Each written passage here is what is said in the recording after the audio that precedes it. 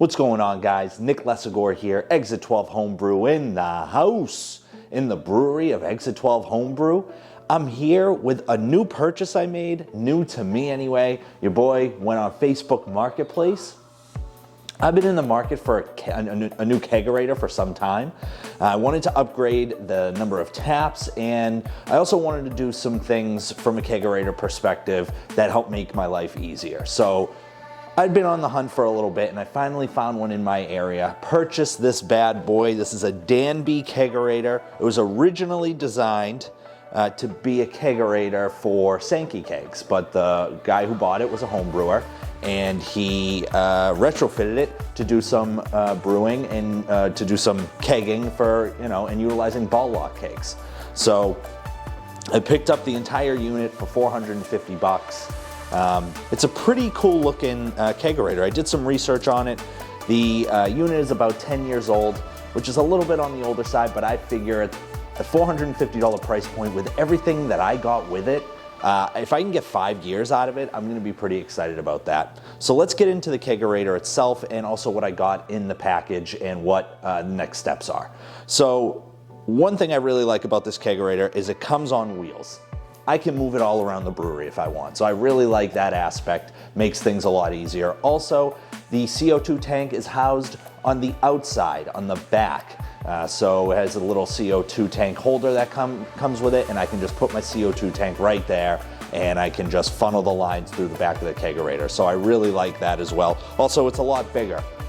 It was originally, as I mentioned, a Sankey kegerator, but the gentleman who was a home brewer bought a 3-tap tower, and he said you can easily fit 3 kegs in here. So we're gonna look at that too. Really pumped about that. Also, some things that this package came with. He was moving out of the country, so he gave me a ton of extras, that was included in the post on Facebook Marketplace, as well as an extra that was not included that I thought was really cool. It was originally listed for $500. I got it for $450 because he only had 2 kegs, not 3. So I got 2 kegs, 2 corny kegs, 2 ball lock kegs with it. I also got 2 CO2 tanks. He threw in an extra one for me, which was really cool. And I also got a beer gas tank. And for those of you that are unaware, one of these taps, this tap here, is actually a nitro tap. Now, I'm not going to be utilizing it as a nitro tap, at least for the short term, until I can brew some beers that I want to put on nitro. But he gave me a tank. Beer gas is actually 70% nitro and 30% CO2. Looked that one up, asked him. He gave me some good information, the guy selling the unit. And to that point, there is a nitro tap here. So he also threw in a nitro tap that was pretty cool. He also threw in a couple of regulators, probably ones I won't be using. But again, really cool additions. And then he threw in some really cool, add-ons as well, like, extra ball lock, quick disconnections, some extra springs, and for the keg poppets and things like that. So really, I think ultimately the price of the kegerator itself was relatively minimal, and for the price and what it offers, I'm really excited. Now, with that said, as you can see, it definitely needs some TLC, so he hasn't changed out, the guy I bought it from hadn't changed out the beer lines ever. So I'm going to be changing out the beer lines. I'm also going to be looking at retrofitting the Nuka taps that I have, and putting the Nuka taps on this kegerator. So I'm really excited to really get this thing cleaned up. I'm gonna be cleaning up with 5-star PBW liquid. And what I really like about this product is that you don't have to heat it up in order to use it, like the PBW that is in powder form. So 5-Star Chemicals, an official sponsor of the BrewTubers Online Brewers Club. Big thanks to 5-Star Chemicals. So I'm excited to get into it, and with some elbow grease, so to speak, I'm hoping that we can restore this thing back to its original glory, and I'm excited to use it. So let's get into it. As you can see, the hose clamps that were put on the inside here. The 3rd tap is actually just an extender. It's not an actual one-piece tower. It's just an extender. So I'm gonna have to take it apart, get these lines off, get these keg pieces get these tower pieces cleaned. And we're gonna start the process.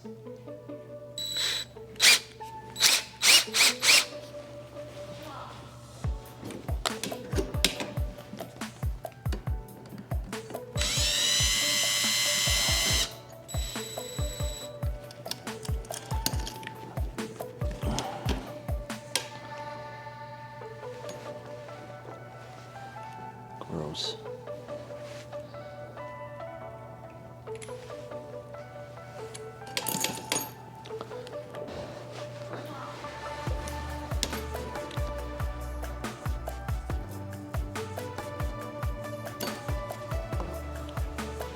There's one.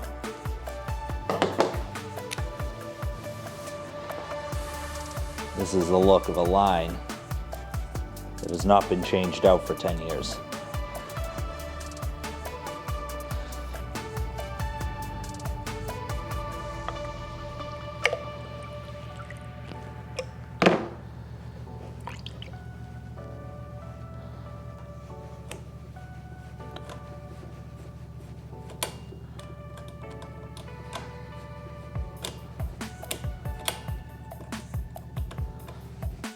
This screw is pretty thrashed, so I'm gonna toss it out, but the extension is off. We'll throw this in the 5-star cleaner and let it soak for a little bit.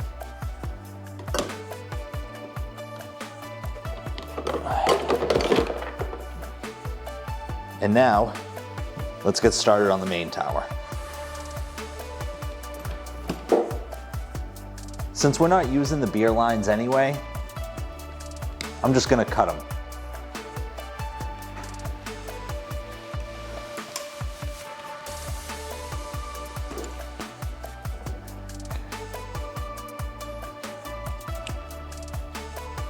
As you can see, these lines are pretty gross. This might be one of the grossest things I've ever seen. These lines are very, very old. I'm gonna take a look at these ball lock fittings to see if we can keep them.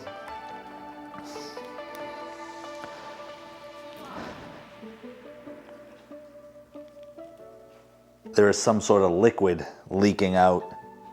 I think it's seltzer water that he had in the line. He was only using one tap. So I'm gonna toss these lines. I'm gonna take the ball lock quick disconnects, throw it in our PBW solution, and it may be time to scrub this thing down. All right, the tower has been taken apart. All the parts are sitting in PBW. I took out the gas lines as well. They just didn't look great. And you know how sometimes you can take the gas line, quick disconnect and put it on the liquid line by accident, things like that. It was just much easier just to get rid of the lines. I am keeping a regulator. I think I'm gonna sell it on Facebook Marketplace. In the event that I don't need it, I have plenty of regulators. But I think what I'm gonna do now, everything's soaking right now. I took apart the quick disconnects. You know, you have to unscrew the top of the quick disconnect. Everything's sitting in PBW, it's soaking. So now it's time, I'm gonna start wiping this thing down, and just good old fashioned dish soap and a Brillo pad. We'll see how far I can get with that. From what the gentleman said that I bought the unit off of, he said most of these stains are like beer related. So they should be relatively easy to come off, but we're gonna find out.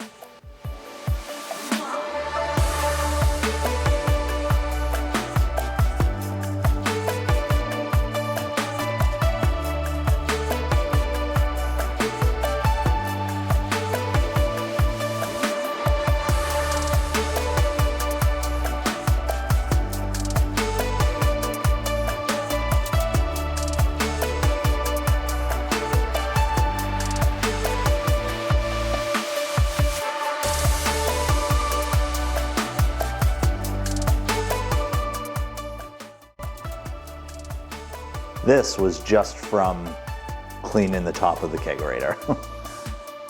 There is obviously more than just beer on that rag. Woof.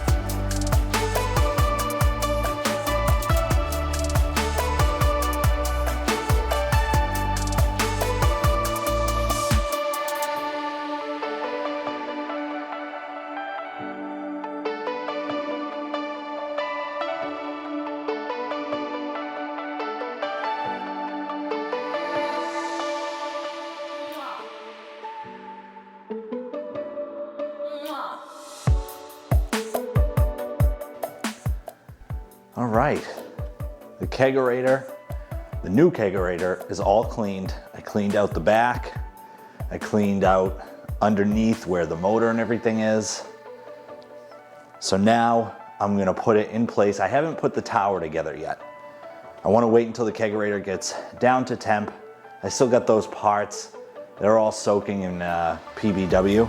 And I still have to take apart some things here in this tower to put into the new tower. So I'm gonna move it into place though. And to do that, we're gonna have to move this bad boy out.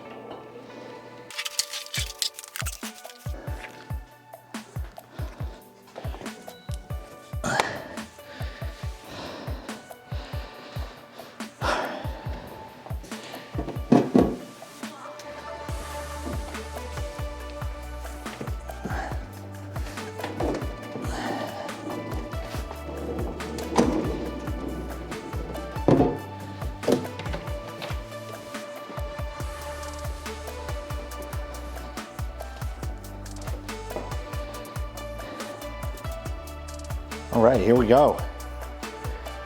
It is on. And I'm setting it to 36 degrees, which is the lowest that this will go. So I'm gonna set it to 36 degrees.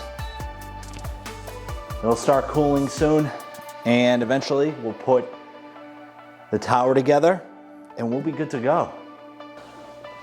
Okay, it's a little bit later in the day. The baby is in bed, so I'm gonna try to get as much of this done as I can.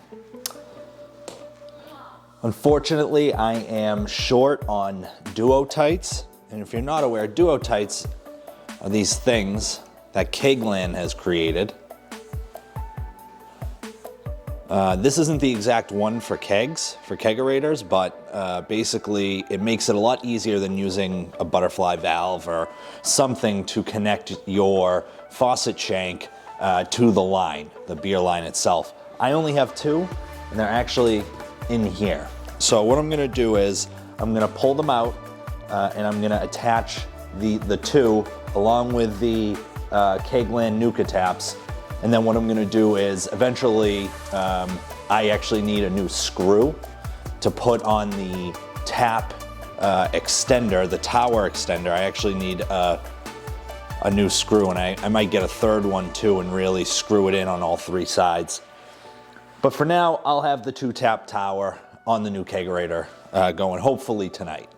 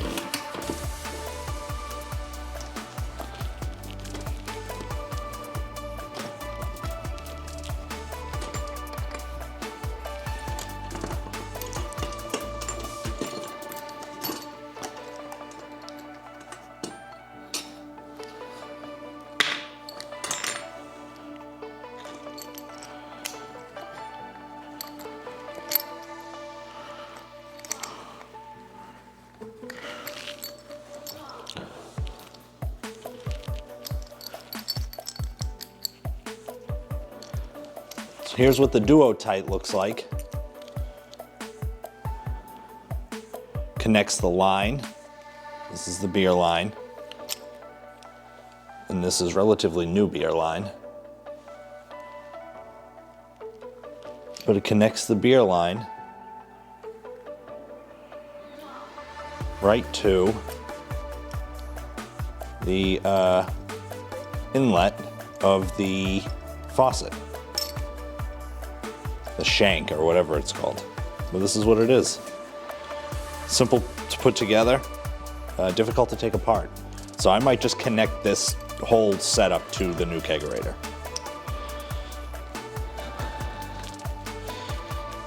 All right, I'm gonna try to make this quick. It's a few days later. I had to wait a few days because I had to buy some new tubing, and I had to buy new Kegland quick disconnects. I had to buy new ones because I broke one trying to take it off of the old Kegerator. So I bought new ones, had everything rush shipped, 2 days, because I gotta get this over with. I'm excited to use this Kegerator, and found that I ordered the wrong tubing. So the tubing was too big.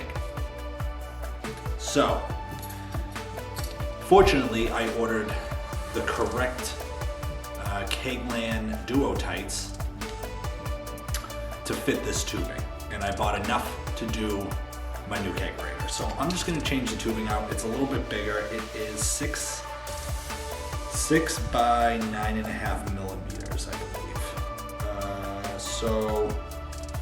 The other tubing I have is 4 by 8, so it's a little bit smaller.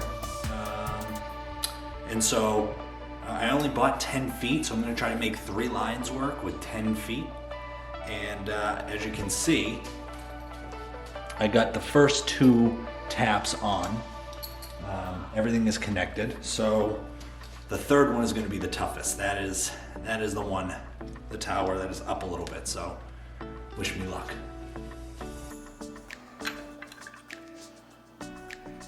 All right, so the tower is set up, the lines are in.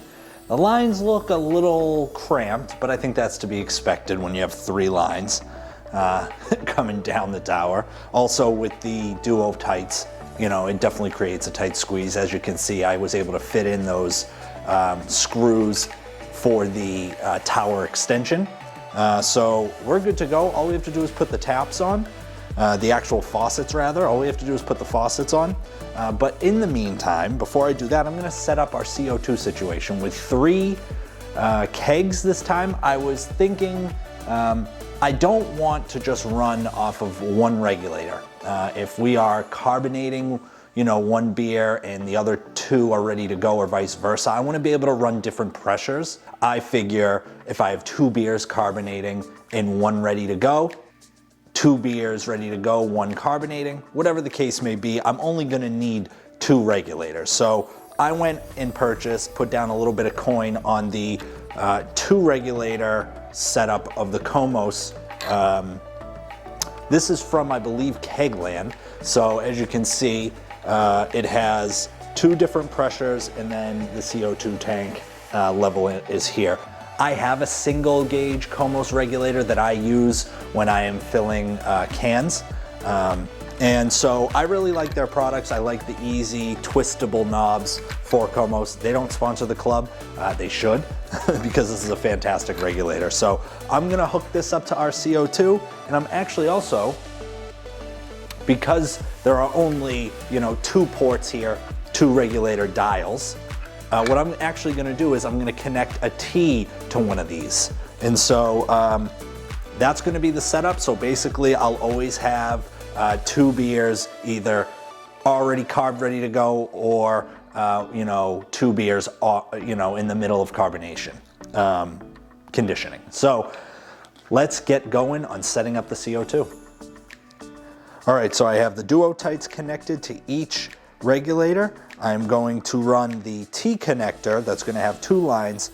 I'm going to connect that one to the gauge, the regulator that is farthest away from the CO2 tank but closest to the hole that is in the left side of the Kegerator, so that hopefully I don't have to use as much line and the resistance isn't as restrictive as it would be if I were to connect it a little bit farther away.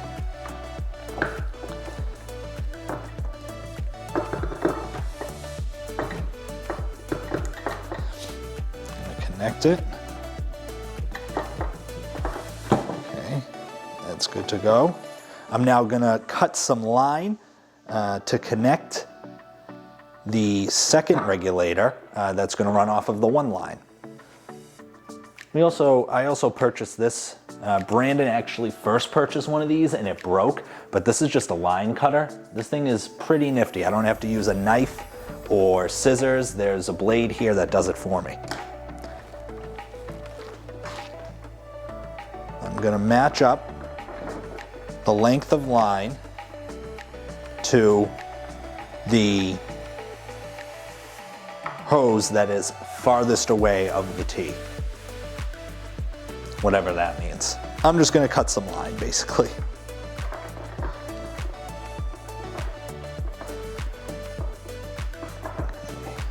There's good.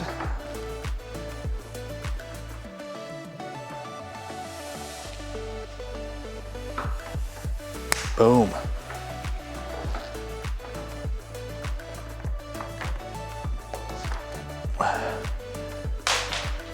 The rest of the line is going to be used for the old kegerator that I'm either going to sell or keep. I'm not really sure yet, but we have some leftover line and I'm going to use that for the old kegerator.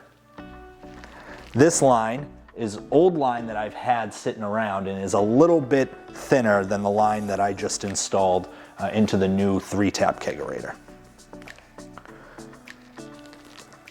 Going to connect it.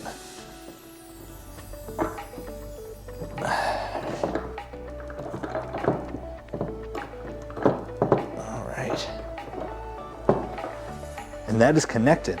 And now we're ready to screw this into a CO2 tank. I'm gonna run the tubing through the back of the kegerator inside, and then I will connect the next set of duotites, and then I'll connect the posts, and then we'll be ready to go. All right, I don't necessarily know if this is the best angle. I turned on the light because it was getting a little dark, but basically I'm gonna connect our dual gauge regulator, or our triple gauge regulator, depending on how you look at it, the Comos. I'm gonna connect it to a CO2 tank and I'm gonna place it directly in here. I do have a concern that the regulator is too heavy and it's not gonna be able to, the CO2 tank's not gonna be able to stay upright, but thankfully this does have some mounting ports that I could buy some screws for and maybe mount it to the back. I'm a little nervous about drilling into the back of this thing. I don't want to hit anything, but we'll see. Let's connect the regulator to the CO2 tank and see how we make out.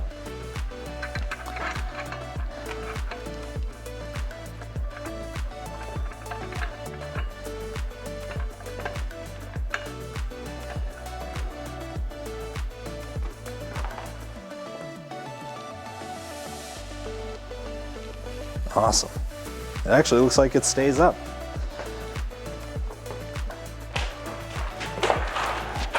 As I dump it on the ground. Oh boy. All right.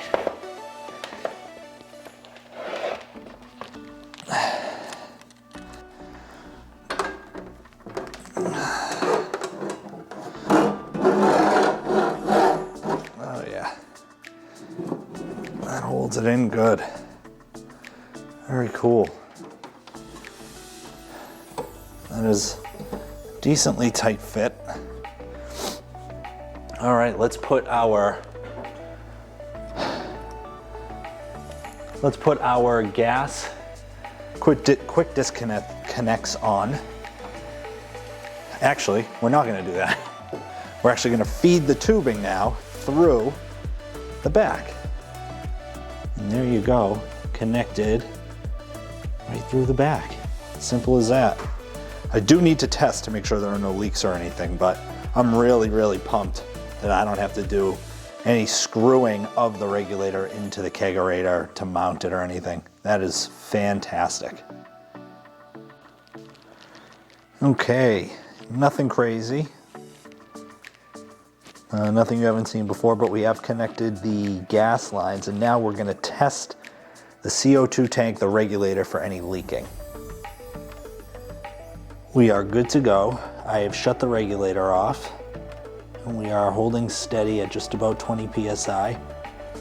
As you can see, there's some residue here on the regulator. Well, basically, I was using Star Sand, and I wasn't seeing any bubbles, so I went and got some dish soap, and I utilized a good bit of dish soap in a spray bottle, and I sprayed that, and sure enough, there's a leak, and I couldn't really find where it was except for the 2 ports here and here. And while I was fixing it, soap and CO2, when they combine, apparently they create a bit of a frost. So it frosted my regulator, my brand new regulator.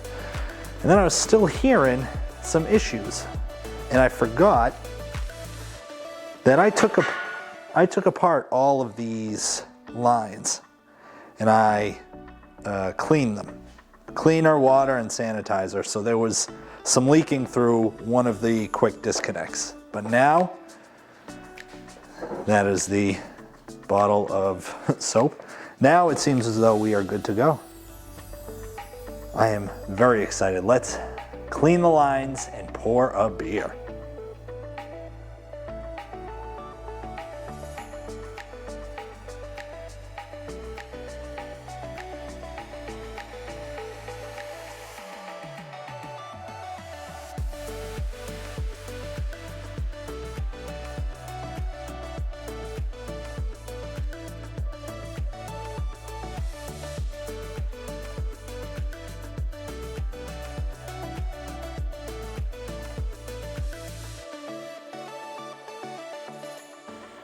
Okay, 3 days later, after cleaning, reconstructing the tower, adding on my taps, changing out to brand new lines, cleaning this thing inside and out, we are finally ready to pour a pint. I'm so excited.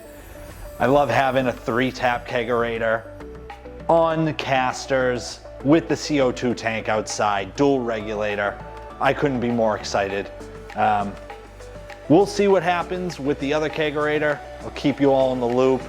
I may try to sell it. I may keep it, as I mentioned. I'm not sure yet. It's a little older. It's a little outdated.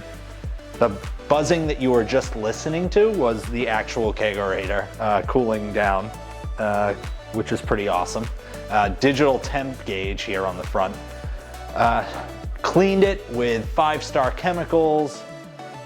Amazing. What I'll do is I'll brew a beer and use the Brewing America hydrometer. The beer will eventually, that will go in this kegerator. I'll order ingredients from Beer and Wine Hobby Homebrew store, and then I'll get my hops from Yakima Valley Hops, which is just amazing. Love all the sponsors of the club that I just shoehorned in there, as well as Imperial Yeast. I could never forget about those guys. Absolutely amazing. Big thanks to all of them for sponsoring the club, www.brewtubers.com. High-level takeaways. If I had known how much work it was going to be, I may not have purchased this unit. But it was a good deal that eventually kind of got canceled out because I had to spend $200 in parts, from more beer. The regulator that, I can carbonate 2-3 beers at the same time. I had to buy new duotites, had to buy more line, things like that. Thankfully, I had a 3rd Nuka tap. Brandon and I are planning to give away a Nuka tap, so it looks like we're buying a 4th Nuka tap to give away. Go on our Instagram account. We're actually, through March 17th, we are accepting entries to give away a Nuka tap. It was gonna be this one again, but I guess we'll have to buy a 4th. Yeah, high-level overview. After all the work, I'm really excited. I think the kegerator is a really cool piece of equipment, pending it works well. I absolutely think I deserve a beer, so let's pour a brown ale. It's autumn in England, which recently just took gold in the British beer category. Another gold for that beer, which is awesome. Changed some things up from the first iteration, but just took home gold in, I think, the Southern New England Regional Homebrew Competition. I'm repeating myself. I'm exhausted. Let's pour a beer.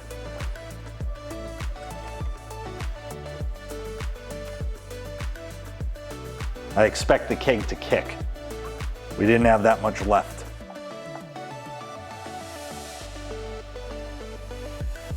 Maybe not.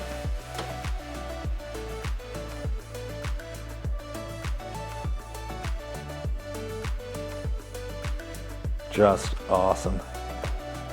Look at that pour. Oh.